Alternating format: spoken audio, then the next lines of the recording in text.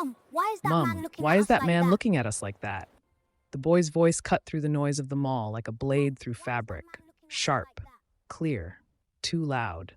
Ifeoma's fingers tightened around both of her son's hands until her knuckles went white. She didn't answer. She couldn't. Because the man standing 30 feet away, frozen in the middle of the crowd with a woman on his arm, was the one person she had spent 4 years making sure would never see them. And now he was staring directly at her children.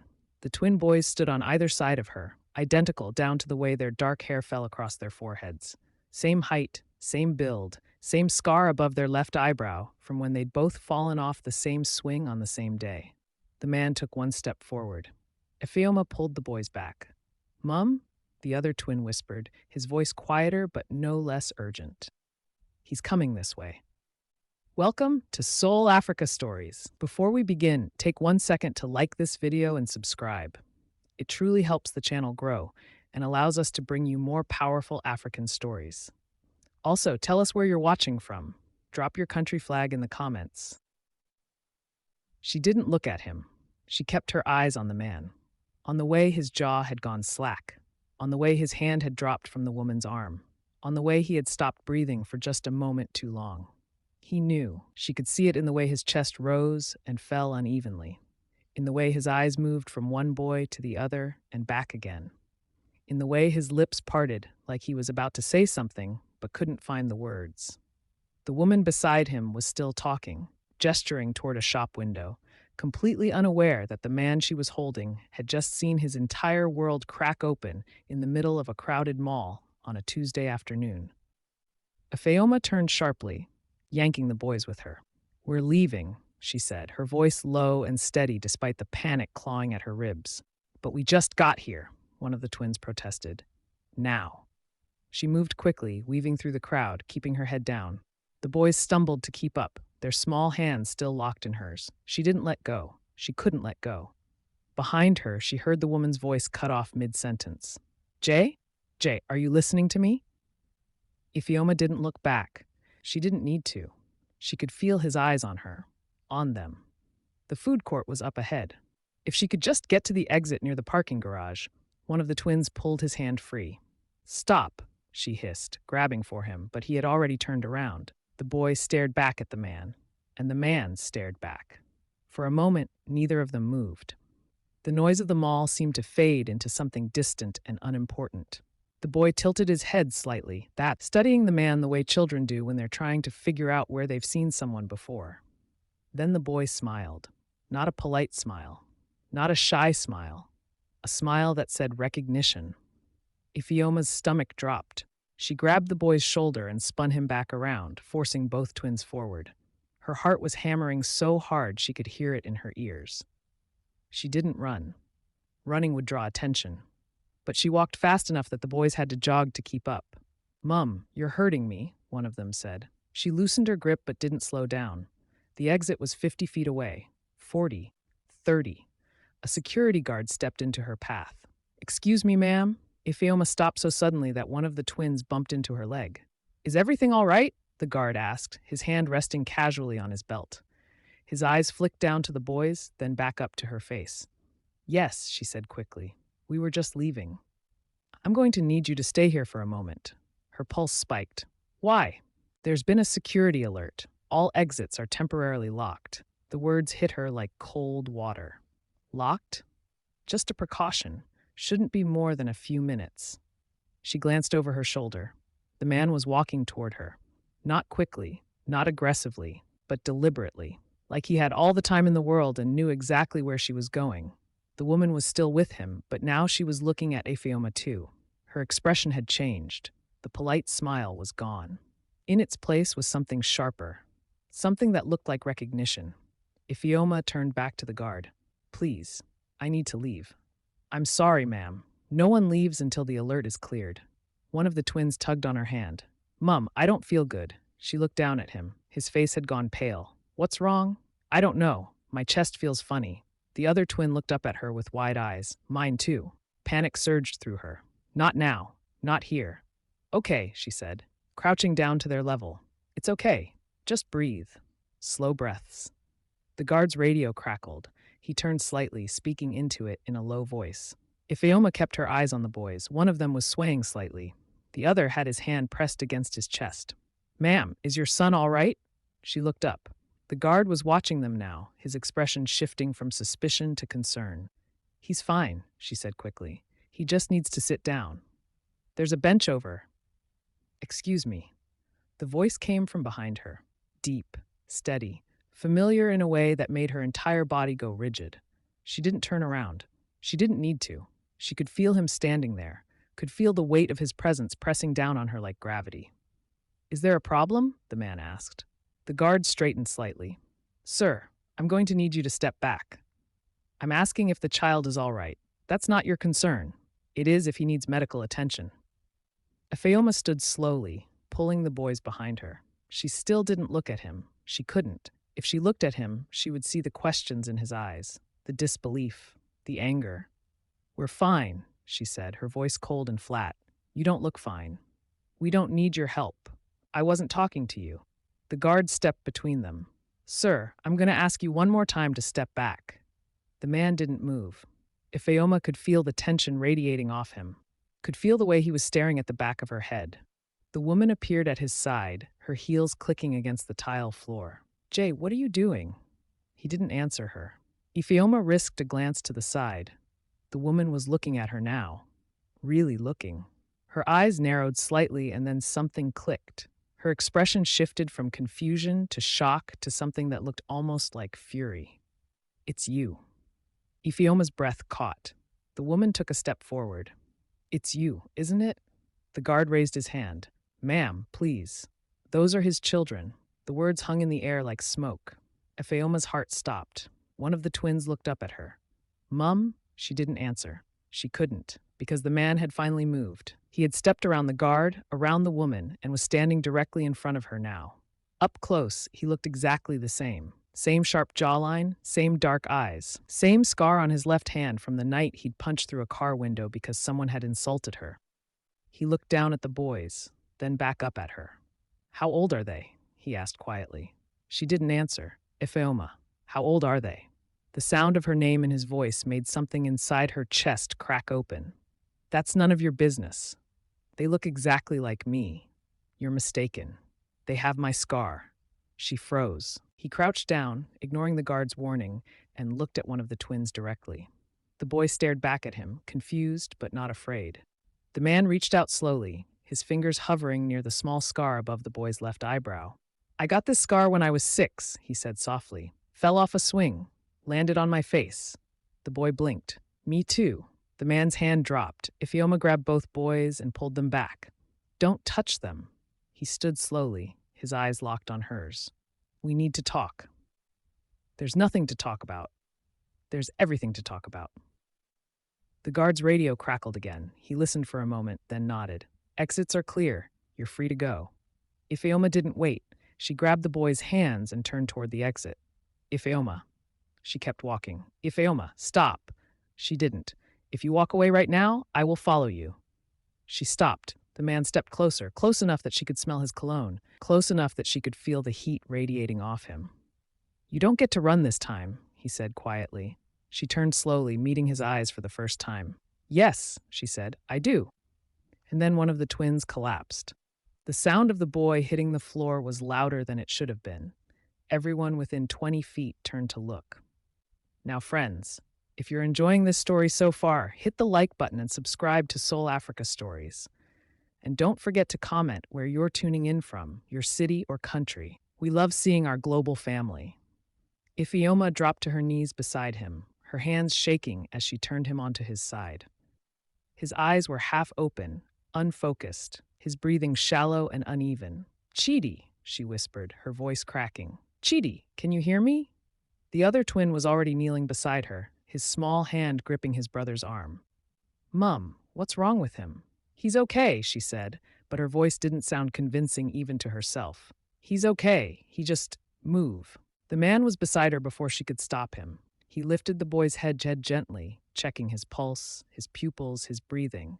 His movements were quick and efficient, like he'd done this before. "How long has he had these episodes?" he asked. Ifeoma's jaw tightened. "That's none of your..." How long? She hesitated. Since they were 2. Does he have medication? Yes, but it's at home. What kind? I don't have to tell you that. He looked up at her, his eyes hard. If you want him to wake up, you do. The other twin tugged on her sleeve. Mum, please, just tell him. Ifeoma closed her eyes briefly, then opened them. Beta blockers, for arrhythmia. The man's expression didn't change, but something flickered behind his eyes. Something that looked almost like recognition. Or maybe grief. He stood quickly, pulling out his phone. I'm calling an ambulance. No, Ifeoma said sharply. No ambulances. No hospitals. Your son just collapsed. I said no. He needs medical attention. And I said no. The woman stepped forward, her voice cold and measured. Jay, let her handle her own children. He ignored her completely. His phone was already at his ear. Ifeoma grabbed his wrist. If you call an ambulance, there will be records, questions. People will know. People will know what? She didn't answer. He stared at her for a long moment, then lowered the phone. Fine, but he's coming with me. I have a doctor on call. Absolutely not. Then he stays on this floor. The boy on the ground stirred slightly, his eyelids fluttering. The other twin was crying now, silent tears running down his face as he held his brother's hand. Ifeoma looked down at them, at the way Chidi's chest rose and fell too quickly, at the way his skin had gone pale and clammy. She hated this, hated that she was even considering it, hated that after 4 years of keeping them hidden, keeping them safe, she was about to walk directly into the one place she had sworn she would never go. Where? She asked quietly. My car is in the underground parking. How do I know you won't? You don't. He crouched down again, sliding his arms under the boy's small body. But right now, I'm the only option you have. He lifted Chidi easily, cradling him against his chest. The boy's head lolled slightly against his shoulder. The other twin grabbed Ifeoma's hand, his fingers trembling. Mum, is Chidi going to be okay? She wanted to say yes, wanted to promise him that everything would be fine. But the words stuck in her throat. The man was already walking toward the parking garage entrance. The woman was following him, her heels clicking sharply against the tile. Jay, what are you doing? Not now, Minji. Those children are not your responsibility. I said not now. The woman's jaw tightened, but she didn't say anything else. She just walked beside him, her eyes flicking between the boy in his arms and Ifeoma trailing behind with the other twin. The parking garage was cold and dimly lit. Their footsteps echoed off the concrete walls. The man moved quickly, navigating the rows of cars until they reached a black sedan parked in a corner away from the security cameras. He opened the back door with one hand, carefully laying Chidi across the seat. Get in, he said to Ifeoma. She hesitated. Now. She climbed in, pulling the other twin in beside her. The boy immediately crawled over to his brother, pressing his small hand against Chidi's chest. His heart is beating really fast, he whispered. Ifeoma put her arm around him, pulling him close. I know, baby. I know. The man slid into the driver's seat. The woman got in the passenger side, her face tight with barely controlled anger. Where are we going? Ifeoma asked. Somewhere safe. That's not an answer. He met her eyes in the rearview mirror. It's the only one you're getting. The engine started. The car pulled out of the parking space smoothly, heading toward the exit. Ifeoma kept her hand on Chidi's forehead. His skin was still clammy, but his breathing was starting to even out. The other twin had his head pressed against her side, his small body trembling. The woman finally spoke, her voice low and dangerous. You're making a mistake. I'm aware, the man said. Do you even know if they're yours? Look at them, Minji.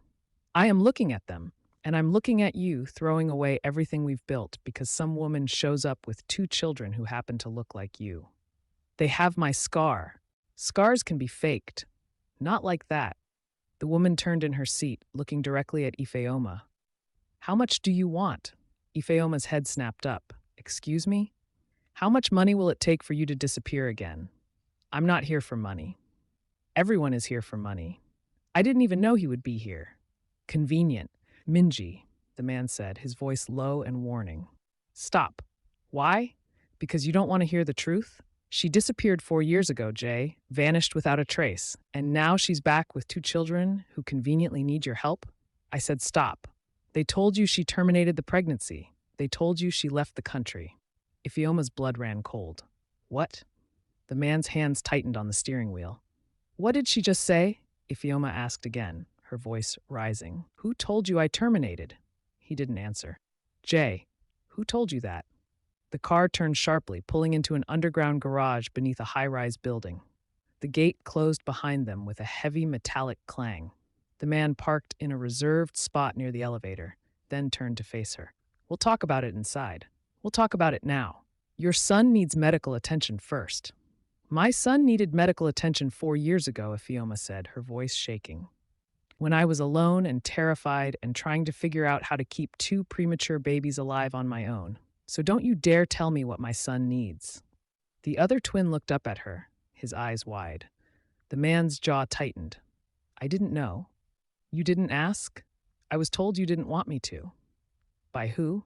He didn't answer. The woman got out of the car, slamming the door behind her. The man followed, opening the back door and reaching for Chidi. Ifeoma pulled the boy closer. Slender, don't touch him. He needs to see a doctor. I don't trust you. You don't have a choice. I always have a choice. Then make it, fast, because your son's lips are turning blue. Ifeoma looked down. He was right. Chidi's breathing had become labored again, his chest rising and falling in short, desperate gasps. She closed her eyes briefly, then nodded. The man lifted Chidi out of the car, cradling him carefully. The other twin climbed out after them, staying close to Ifeoma's side. The elevator opened directly into a penthouse apartment. The walls were floor-to-ceiling windows overlooking the city. Everything was white and chrome and expensive.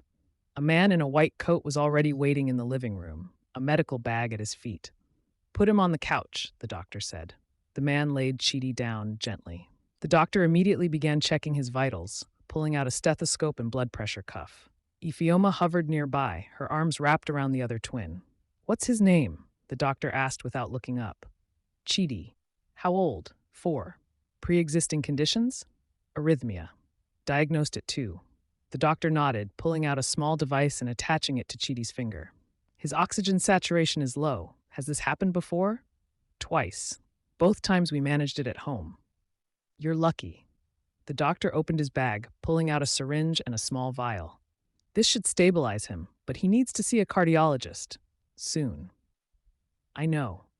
The doctor administered the injection, then sat back monitoring Chidi's vitals on a small portable machine. After a few minutes, the boy's breathing began to slow, becoming deeper and more regular. His color started to return. The other twin broke free from Ifeoma's arms and ran to the couch, climbing up beside his brother. Is he okay now? He asked the doctor. He will be, the doctor said gently, but he needs to rest.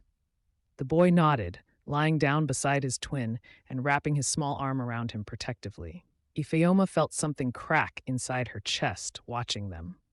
4 years. 4 years of doing this alone. 4 years of midnight hospital visits and emergency medication and trying to keep 2 children alive on her own. The man was standing by the window, his back to her, his phone pressed to his ear.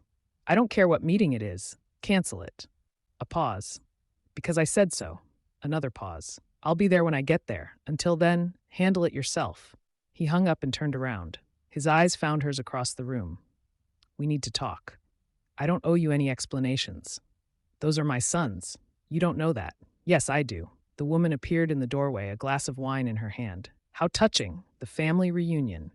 The man's eyes didn't leave Ifeoma's face. Minji, leave. Excuse me? I said leave. This is my home too. Not anymore. The woman's face went white, then red. Are you serious right now? Completely? You're choosing her after everything? I'm choosing them.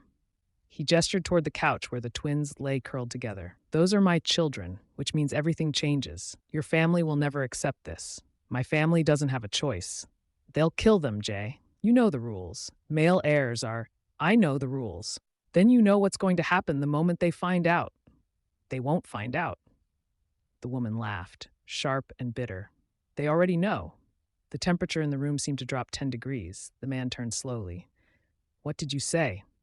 I said they already know. Minji took a slow sip of her wine. Did you really think I wouldn't make a phone call the second I saw them? Ifeoma's heart stopped. The man took a step toward Minji. What did you do? What I had to. Our marriage was supposed to secure the alliance, but that alliance required you to have no heirs, No complications. No loose ends. Those are children. Those are threats. The man's phone buzzed. He pulled it out, glanced at the screen, and went completely still. Ifeoma's voice came out as a whisper. "What is it?" He didn't answer. He just stared at the phone, his face drained of color. Then he looked up at her. "We need to leave. Now." "Why? What's happening?" "Someone just sent me a photo." "A photo of what?" He turned the phone around. On the screen was a picture of the twins in the mall. Clear, close-up, taken from no more than 10 feet away. Below it, a message in Korean. Ifeoma couldn't read the characters, but she didn't need to, because the man's hand was shaking. "What does it say?" she asked. He met her eyes. "It says, now that we know they exist, they can't." The phone slipped from his hand and clattered onto the marble floor. Let us know in the comments which country you're watching from. We're connecting Africa and the world, one story at a time. We love seeing our global family. For 3 seconds, no one moved. Then Ifeoma was across the room, grabbing both twins off the couch. Chidi was still groggy, his head lolling against her shoulder, but his brother was fully awake now, his eyes wide with confusion. "Mum, what's wrong?" "We're leaving. But Chidi needs to rest. Now." The man was already moving toward the door, pulling keys from his pocket. "Not that way. They'll be watching the main exits." "Then where?" "Service elevator. It goes straight to the basement parking on the other side of the building." Minji was still standing by the window, her wine glass dangling from her fingers. She was smiling. Actually smiling. "You can't run from this, Jay." He ignored her. Opening a door Ifeoma hadn't noticed before. Behind it was a narrow hallway, industrial and plain compared to the luxury of the apartment. "Move," he said. Ifeoma didn't argue. She carried Chidi through the door, the other twin pressed against her side. The doctor had already packed his bag and was heading for the main elevator, his face carefully neutral. The service hallway smelled like cleaning supplies and concrete. Their footsteps echoed off the bare walls. The man walked ahead of them, checking his phone every few seconds. "How much time do we have?" Ifeoma asked. "Not enough." "That's not an answer." "It's the only one I have." They reached the service elevator. He pressed the button 3 times in rapid succession. The doors opened immediately. Inside, the space was cramped and utilitarian. They squeezed in together, and the man jammed the button for basement level 3. The doors started to close. A hand shot through the gap at the last second. Ifeoma's heart lurched. The doors reopened. A man in a dark suit stood there, not security. Something else. His eyes swept over all of them, lingering on the twins. "Mr. Park," he said in Korean, then switched to English. "Your father is expecting you. Tell him I'm busy. He insists. I don't care what he insists." The man's smile didn't reach his eyes. The children look healthy. Every muscle in Jay's body went rigid. Ifeoma pulled the twins behind her. The man in the suit tilted his head slightly. "Your father asked me to remind you that family loyalty is not optional. Get out of my way." "I'm afraid I can't do that." Jay moved so fast that Ifeoma almost didn't see it. One moment, he was standing still. The next, his hand was around the man's throat, slamming him back against the hallway wall. "I said move." The man didn't struggle. He just smiled wider, even as his face started to turn red. "There are 4 more in the lobby, 6 in the parking garage, 2 on the roof." His voice was strained but steady. "You can hurt me all you want. It won't change the math." Jay released him and stepped back into the elevator. The doors closed. They descended in silence. Ifeoma could hear her own heartbeat pounding in her ears. The other twin was crying quietly now, his face buried against her leg. "What's happening?" he whispered. "It's okay, baby." "Why is everyone so angry?" "They're not angry at you." "Then who?" She didn't have an answer for that. The elevator shuddered to a stop. The doors opened onto a dimly lit parking garage. This one was older, less maintained, oil stains on the concrete, flickering fluorescent lights. Jay stepped out first, scanning the area. "Clear," he said, "for now." His car was parked near the far wall. He unlocked it remotely as they ran toward it. Ifeoma was halfway there when she heard the footsteps behind them. She spun around. 3 men were emerging from the stairwell door, all in dark suits, all moving with purpose. "Get in the car," Jay said quietly. "What about you?" "I said get in the car." She didn't wait. She yanked open the back door and shoved both twins inside, climbing in after them and locking the doors. Through the window, she watched Jay face the three men. The one in front spoke. She couldn't hear the words, but she could see Jay's response. A single shake of his head. The man said something else. Jay's jaw tightened. Then the man gestured toward the car, toward her, toward the twins. And that's when Jay hit him. It wasn't a wild swing. It was controlled, precise. The kind of punch that came from years of knowing exactly how much force to use. The man went down hard. The other two moved immediately. One grabbed Jay's arm, the other went for his legs. But Jay was faster. He twisted out of the first man's grip, drove his elbow into the second man's face, and had both of them on the ground in under 10 seconds. Ifeoma's hands were shaking so badly she could barely keep hold of the twins. Jay ran back to the car, blood on his knuckles. He jumped into the driver's seat and started the engine. "Stay down," he said. The car reversed sharply, tires squealing. Then forward, accelerating toward the exit ramp. Behind them, more men were pouring out of the stairwell. The car hit the ramp going too fast. Ifeoma felt the twins slide across the seat. She grabbed them both, holding them tight as the car swerved around the corner. They burst out onto street level. Daylight, traffic, normal people going about their normal days, completely unaware that the black sedan weaving through lanes was carrying two children running for their lives. "Where are we going?" Ifeoma asked. "Away from here." "That's not a plan. It's all I have right now." He ran a red light, horns blared, a taxi nearly clipped their bumper. The other twin was staring out the back window. "Mum, there's a car following us." Ifeoma looked. A black SUV was 3 cars back, moving aggressively through traffic. "I see it. Can you lose them? In midday traffic? No? Then what?" The car swerved suddenly, cutting across 3 lanes and into a narrow side street. The SUV tried to follow, but a delivery truck blocked its path. Jay accelerated down the side street, then turned sharply into an alley. The space was barely wide enough for the car. Metal scraped against brick on both sides. They emerged onto another main road, this one heading toward the highway. "We need to get somewhere public," Ifeoma said. "Somewhere they can't. Public doesn't matter to them." "Then where does matter?" He didn't answer. His phone rang. He glanced at the screen, his face going even harder, then answered and put it on speaker. A woman's voice filled the car. Older, cold. "Jaeyun, mother, bring the children to the estate. That's not happening. This is not a request. I don't care. Your father is very disappointed." "Good. Tell him I said he can. The boys will be taken care of, properly. They'll want for nothing." Ifeoma's blood ran cold. She knew what that phrase meant, taken care of. She'd heard stories, whispered conversations in the communities she'd hidden in over the years, about what happened to inconvenient heirs in families like his. "No," Jay said simply. "You don't have a choice in this. I'm their father. You're our son first, and you know what that means." The line went dead. Jay threw the phone onto the dashboard. They drove in silence for another 5 minutes. The twins had both gone quiet, sensing the danger even if they didn't fully understand it. Finally, Ifeoma spoke. "What did she mean? Taken care of?" Jay's hands tightened on the steering wheel. "In families like mine, male heirs are complications.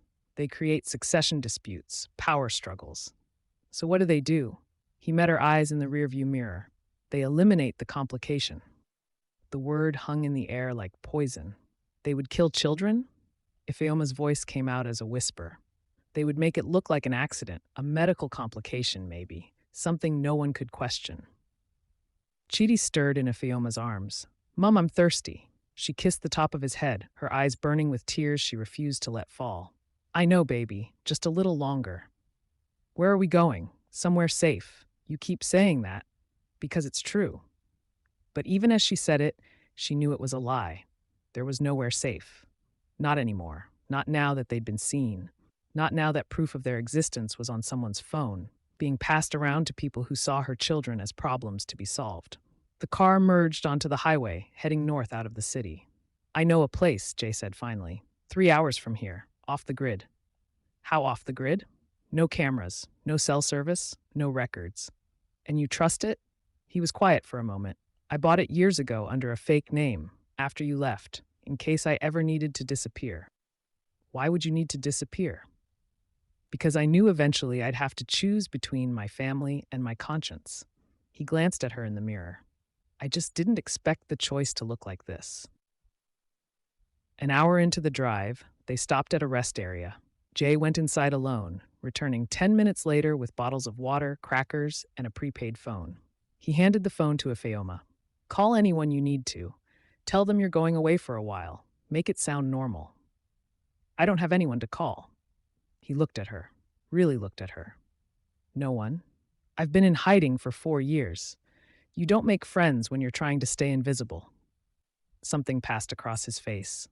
Regret, maybe, or guilt.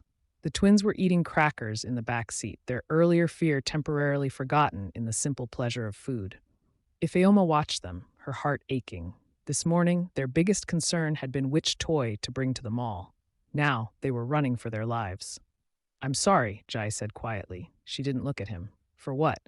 For not knowing, for not finding you, for believing them when they said. His voice cracked slightly. For all of it. It's too late for sorry. I know.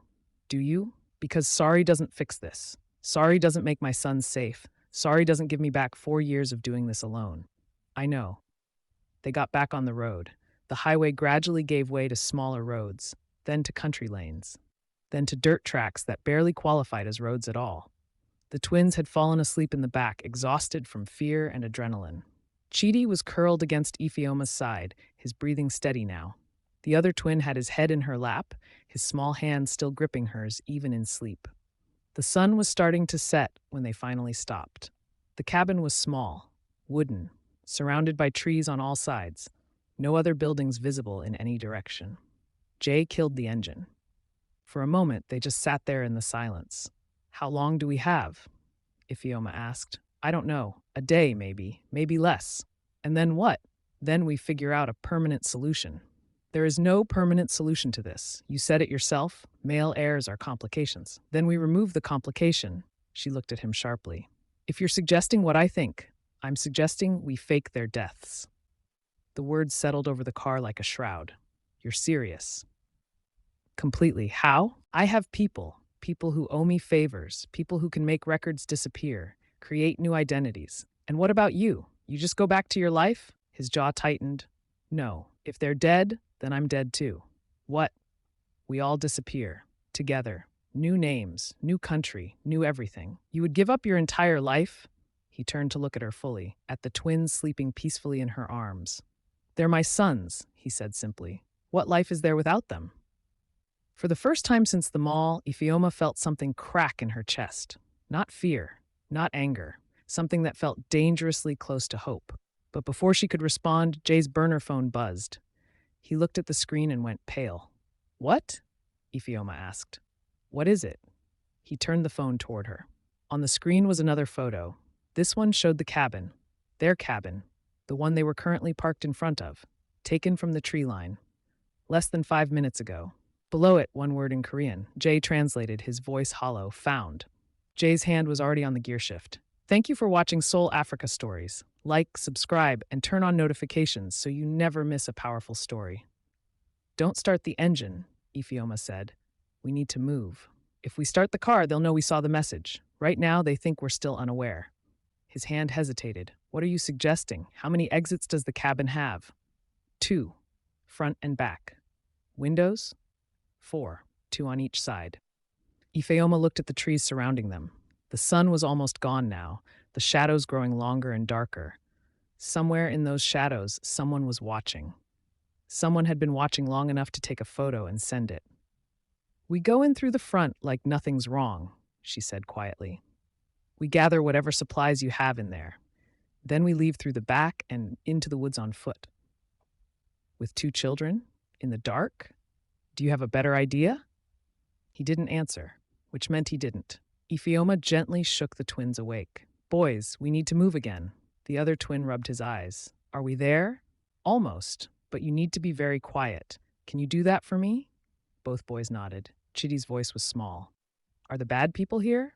Ifeoma's chest tightened. She wanted to lie, wanted to tell him everything was fine. But something in his eyes told her he already knew the truth. Yes, she said, but we're going to be smart and careful. Okay? Okay.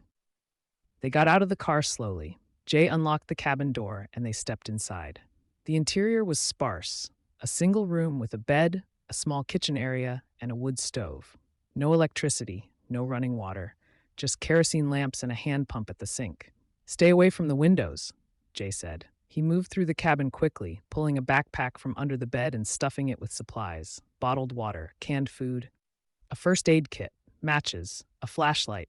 Ifeoma kept the twins in the center of the room, away from the windows, her eyes scanning the darkening tree line outside. "How far are we from the nearest town?" she asked. 8 miles. "Through the woods?" 5, if we cut straight through. "In the dark with 2 4-year-olds. "I know." He pulled something else from under the bed. A metal case. He opened it, and Ifeoma's stomach dropped. "A gun." "No," she said immediately. "We might need it." "Not around my children." "Our children, and I'm not planning to use it. But if someone comes through that door, then we run. We don't shoot. And if running isn't an option, it's always an option." He looked at her for a long moment, then put the gun in the backpack. "Fine, but it's coming with us." Ifeoma wanted to argue, but a noise outside made them both freeze. Footsteps, slow, deliberate, circling the cabin. The twins heard it too. They pressed closer to Ifeoma, their small bodies trembling. Jay moved to the back door, peering through a crack in the wood. He held up 3 fingers, 3 people outside. He pointed to himself, then to the back door, then to Ifeoma and the twins, and to the window on the far side of the cabin. She understood. He would draw them to the back. She would take the twins out the side. She shook her head. They should stay together. He shook his back. This was the only way. Before she could argue, someone knocked on the front door. 3 sharp raps, then a voice. The same voice from the parking garage. "Mr. Park, we know you're inside. Your father has asked us to bring you home. All of you." Jay didn't respond. "The children will not be harmed. You have our word." Ifeoma almost laughed. Their word. As if that meant anything. "You have 60 seconds to open this door," the voice continued. "After that, we come in." Jay moved fast. He grabbed the backpack, crossed to Ifeoma, and pressed it into her hands. "When you hear the back door open, you go out that window. Don't stop. Don't look back. Head northeast through the trees. There's a road about 2 miles in. Follow it west until you see a gas station. Call this number." He pressed a piece of paper into her hand. "They'll come get you." "What about you?" "I'll catch up." "Jay, 30 seconds," the voice called from outside. Jay cupped her face with both hands, forcing her to look at him. "I need you to trust me, just this once. Can you do that?" She wanted to say no, wanted to tell him she'd never trusted him and never would. But the truth was more complicated than that. "If you don't come back, I will. If you don't, I will never forgive you." "I know." He pressed his forehead against hers for just a moment. Then he was moving toward the back door, positioning himself. Ifeoma pulled the twins to the side window. It was small, barely large enough for an adult to fit through. She unlocked it as quietly as possible and pushed it open. 10 seconds, the voice outside called. Ifeoma lifted the first twin through the window, then Chidi. Then she squeezed through herself, her shirt catching on a nail and tearing. They dropped into the dirt on the other side. The back door of the cabin burst open. Jay's voice rang out, clear and challenging. "Looking for me?" Footsteps pounded toward the back of the cabin. Ifeoma grabbed both twins' hands and ran. The forest was dark and dense. Branches whipped at their faces. Roots tried to trip them. But Ifeoma didn't slow down. She pulled the boys forward, their small legs struggling to keep up. Behind them, she heard shouting. A gunshot. Her heart lurched, but she didn't stop. "Mom, I can't run anymore," one of the twins gasped. "You can. You have to." "My legs hurt." "I know, baby. I know, but we can't stop." Another gunshot. Closer this time. Ifeoma changed direction, veering deeper into the trees. The backpack slammed against her spine with every step. The twins were crying now, terrified and exhausted, but they kept running because she didn't give them a choice. 5 minutes felt like 5 hours. Finally, she stopped, pulling them behind a massive fallen tree. They collapsed against it, gasping for air. Ifeoma listened. No footsteps, no voices. Just the sound of wind through leaves and their own ragged breathing. She risked a glance back the way they'd come. Nothing but darkness and trees. "Where's the man?" Chidi whispered. "He'll find us." "How?" "He just will." But even as she said it, she wasn't sure she believed it. She pulled out the flashlight from the backpack. keeping it pointed at the ground so the light wouldn't give away their position. According to Jay, they needed to go northeast. But which way was northeast in the pitch black? She looked up. The stars were just starting to appear through the canopy. She found the North Star, adjusted her mental compass. This way, she said. They walked for what felt like hours, but was probably only 45 minutes. The twins stumbled frequently, their energy completely drained. Ifeoma ended up carrying Chidi on her back and holding the other twin's hand, the backpack slung awkwardly across her front. Her legs burned, her lungs screamed, but she kept moving. Then she saw it, a gap in the trees ahead, the faint outline of pavement, the road. They stumbled out of the forest and onto the cracked asphalt. Ifeoma turned west, just like Jay had said. "How much further?" the other twin asked. "Not far." "You keep saying that?" "Because it's true." Headlights appeared in the distance. Ifeoma's first instinct was to run back into the trees, but the car was coming from the direction they needed to go. And if it was Jay's people, they needed to signal them. If it wasn't... The car slowed as it approached. An old pickup truck. A woman was driving. She rolled down her window. "You folks lost?" Ifeoma's mind raced. "Trust her or run? We had some car trouble," she said carefully. "We're trying to get to a gas station." The woman looked at the twins, at their tear-stained faces and dirty clothes, at the way they were clinging to Ifeoma. "Gas station's about a mile up. I can give you a ride if you want." Every instinct told Ifeoma to say no, but the twins couldn't walk another mile, and she couldn't carry them both. "Thank you," she said. They climbed into the truck bed because the cab was full of equipment. Ifeoma kept the backpack close and the twins closer. The woman drove slowly, the truck bouncing over potholes. Then her phone rang. She answered it, her voice muffled through the closed cab.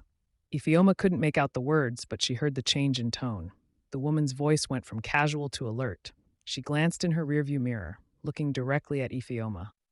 Then she accelerated. "Mum?" the other twin whispered. "Hold on tight."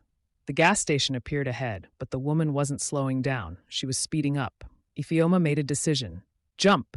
she yelled. She grabbed both twins, rolled to the edge of the truck bed, and threw them over the side. They hit the gravel shoulder hard. Ifeoma landed on top of them, trying to take the impact herself. The truck screeched to a stop 50 feet ahead. Ifeoma was already on her feet, pulling the twins up. They ran toward the gas station, which was closed and dark, but at least had a payphone outside. The woman was out of the truck now, jogging after them. "Wait, I'm trying to help!" Ifeoma didn't believe her. Couldn't believe her. She reached the payphone and yanked out the piece of paper Jay had given her. She dialed the number with shaking fingers. It rang once, twice. The woman was getting closer. 3 times.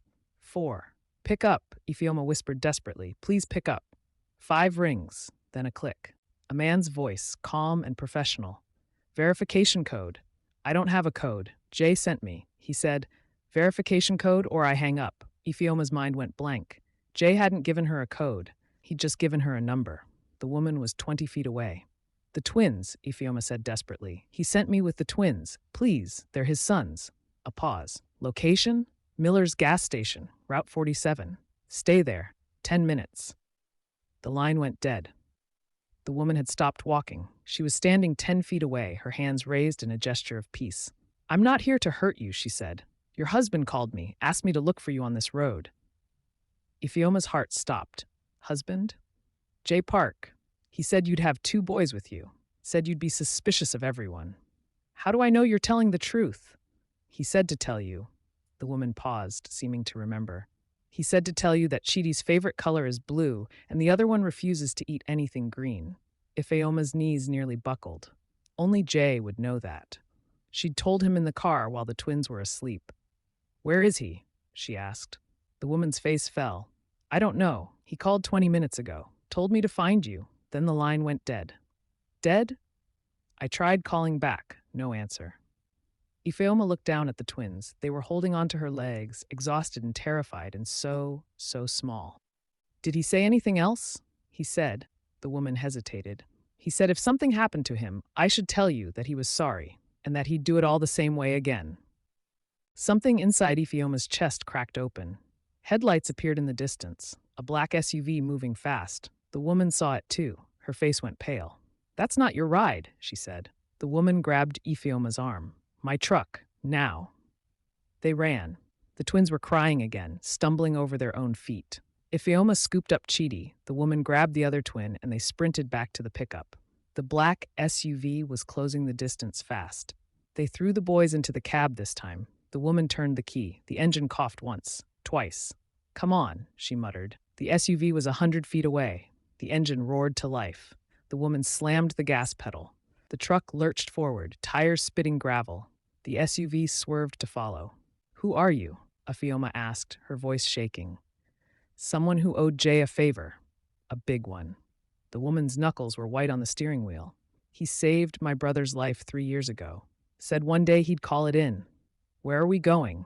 Away from them. That's all that matters right now. The truck bounced onto a side road, barely more than a dirt path. The SUV followed, its headlights cutting through the darkness behind them. The woman was driving faster than was safe, the truck fishtailing around corners. The twins were pressed between Ifeoma and the woman, too terrified to even cry anymore. Then the woman's phone rang. She answered it hands-free. Yeah? A man's voice filled the cab. Calm. Almost bored. Pull over. Not happening. We have satellite tracking on that vehicle. You can't outrun us. The woman glanced at the phone, then at Ifeoma. Something unspoken passed between them. My brother, the woman said quietly. They'll go after him if I don't stop. You don't know that. Yes, I do.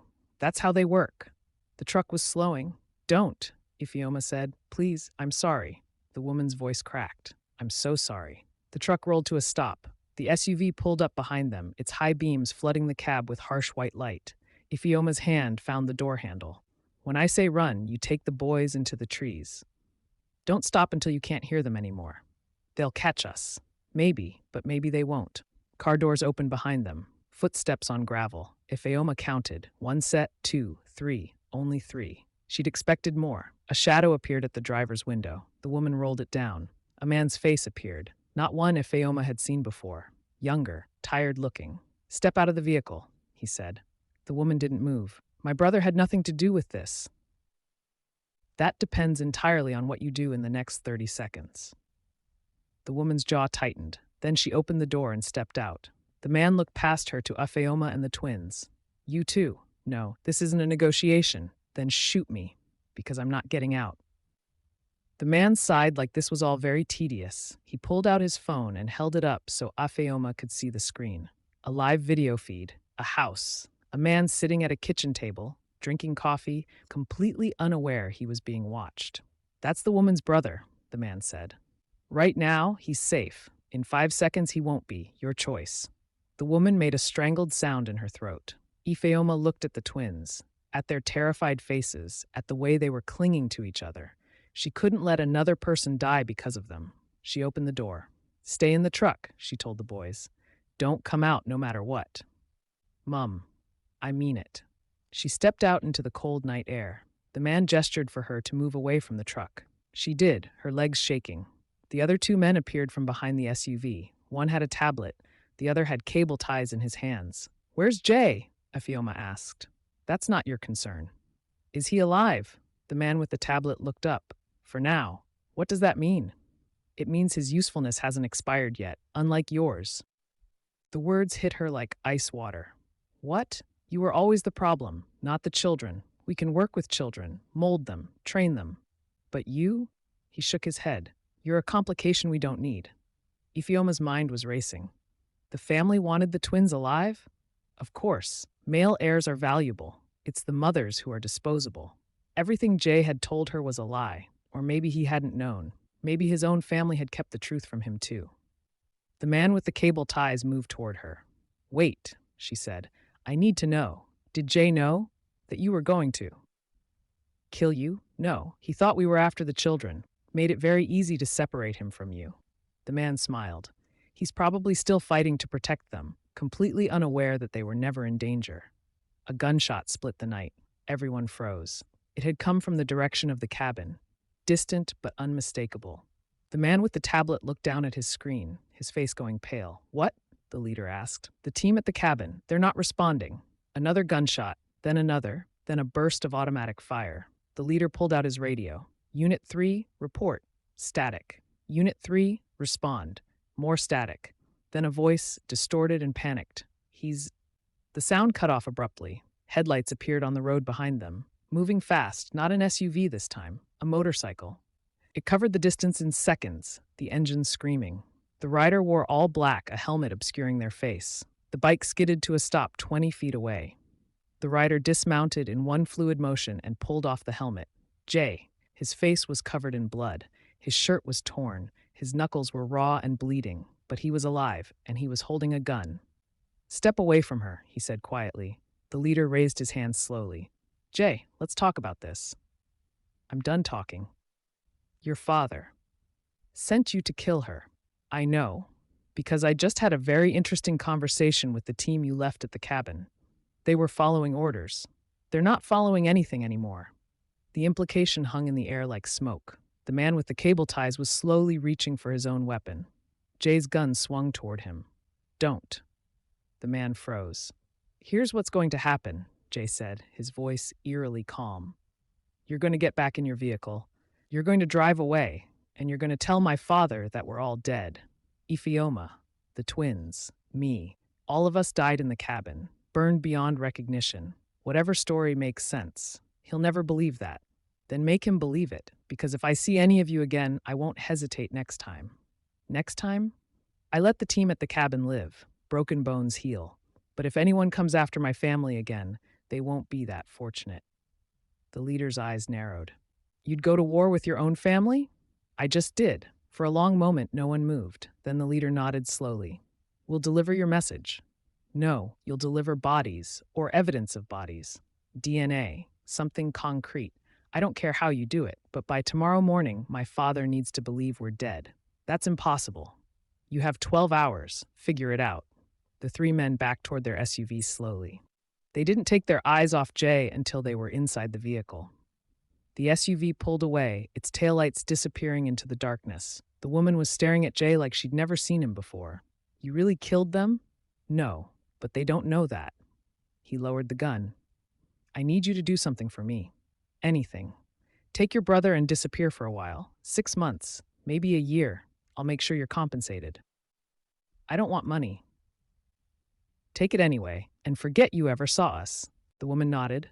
She looked at Ifeoma. "Good luck." Then she got in her truck and drove away.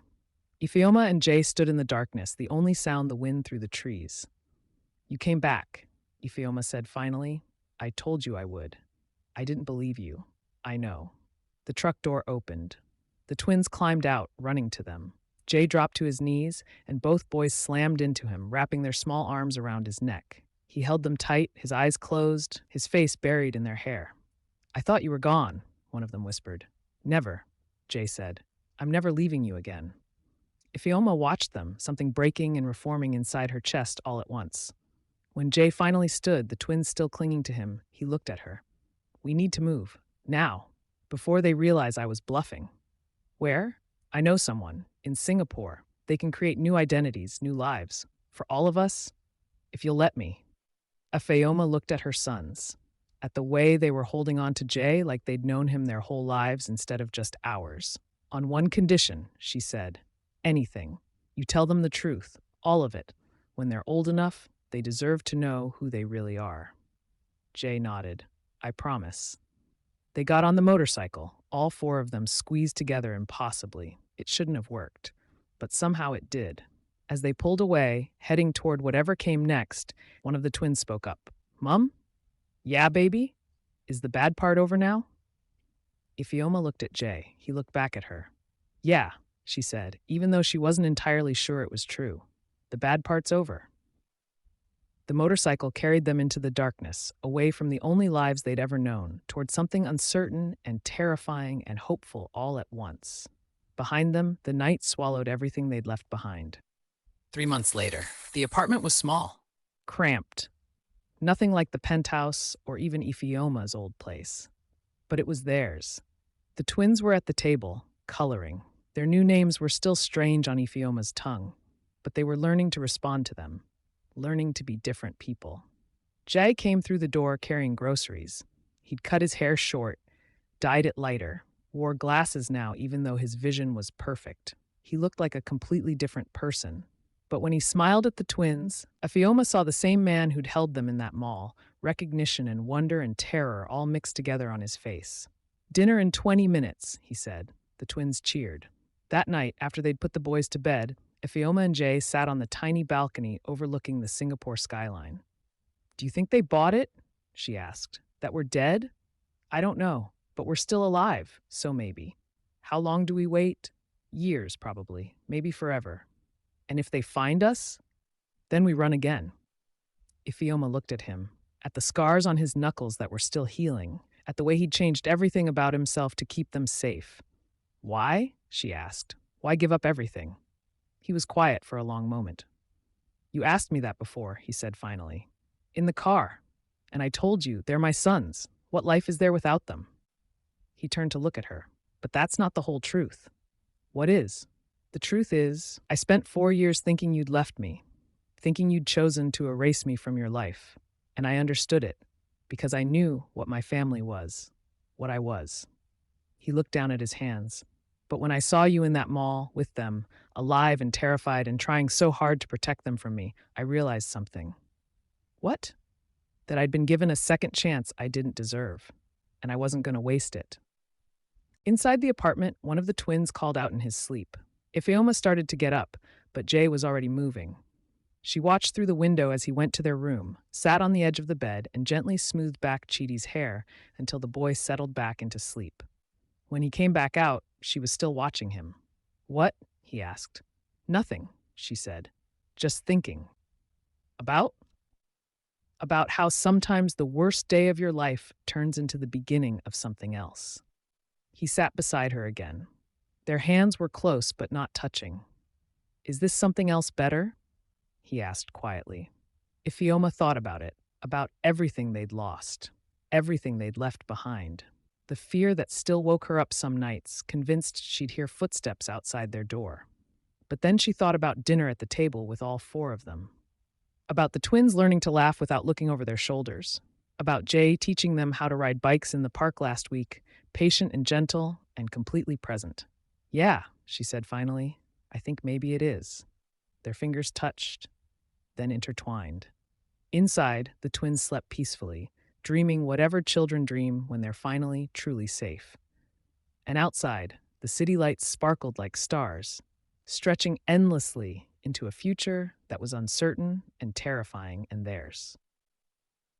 If you've made it this far, thank you for watching. This story was about second chances, impossible choices, and what it means to truly protect the people you love. If you enjoyed it, please hit that subscribe button so you don't miss our next story. Drop a comment below and let me know what you thought. Would you have made the same choices Ifioma and Jay did? And if this story moved you, give it a like to help others find it. Until next time, take care of yourselves and the people you love, because you never know when everything might change.